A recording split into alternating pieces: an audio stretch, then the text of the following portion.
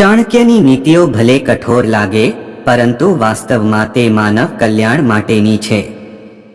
જે વ્યક્તિ આચાર્યની વાતને સમજીને જીવનમાં અમલમાં મૂકે છે તેના માટે કોઈ પણ કાર્ય મુશ્કેલ નથી રહેતું. આચાર્ય ચાણક્યએ મનુષ્યની કેટલીક એવી ખરાબ આદતોનું વર્ણન કર્યું છે જેના કારણે કેટલાક સમય બાદ મનુષ્યની આર્થિક સ્થિતિ સારી નથી રહેતી. એક, આચાર્ય ચાણક્ય અનુસાર વ્યક્તિએ વધુ પડતા પૈસાનો ખર્ચો ન કરવો જોઈએ.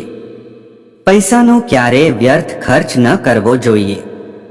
આવું કેટલાક સમય સુધી કરતા રહેવાથી જીવનમાં ગરીબી આવવાની શક્યતા વધુ રહે છે. ચાણક્ય અનુસાર જે વ્યક્તિ બિનજરૂરી રીતે પૈસાનો વ્યય કરે છે તેનાથી હંમેશા પોતાનું જ નુકસાન થાય છે. જે વ્યક્તિ બિનજરૂરી રીતે પૈસા ખર્ચે છે તેની પાસે તે સમયે જ પૈસા નથી હોતા જ્યારે તેને તેની સૌથી વધુ જરૂર હોય છે. તેથી જો તમે વ્યર્થ પૈસા ખર્ચી રહ્યા છો તો તમારી કમાણીનો થોડો ભાગ બચત માટે પણ રાખવો તમારા ભવિષ્ય માટે વધુ સારું રહેશે. 2. આચાર્ય ચાણક્ય અનુસાર વ્યક્તિએ જીવનમાં આળસુ ન હોવું જોઈએ, કારણ કે આળસુ હોવું પણ ગરીબ બનવાનું એક કારણ હોઈ શકે છે.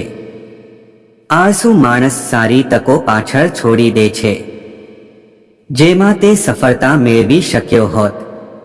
3. ચાણક્ય અનુસાર વ્યક્તિએ ક્યારેય ધનનો ઘમંડ ન કરવો જોઈએ. જેઓ ધનનો અભિમાન કરે છે તેમનામાં ધનની દેવી વાસ કરતી નથી. ચાણક્ય અનુસાર જે લોકો ધનનો ઘમંડ કરે છે તેમની પાસે લાંબા સમય સુધી પૈસા નથી રહેતા. ધીરે ધીરે સંપત્તિમાં ઘટાડો થવા લાગે છે. આમ ચાણક્ય નીતિ અનુસાર આ 3 આદતો માણસને ક્યારેક ને ક્યારેક ગરીબી તરફ ધકેલી શકે છે. તેથી આ આદતને જીવનમાં ક્યારે પણ અપનાવી જોઈએ નહીં.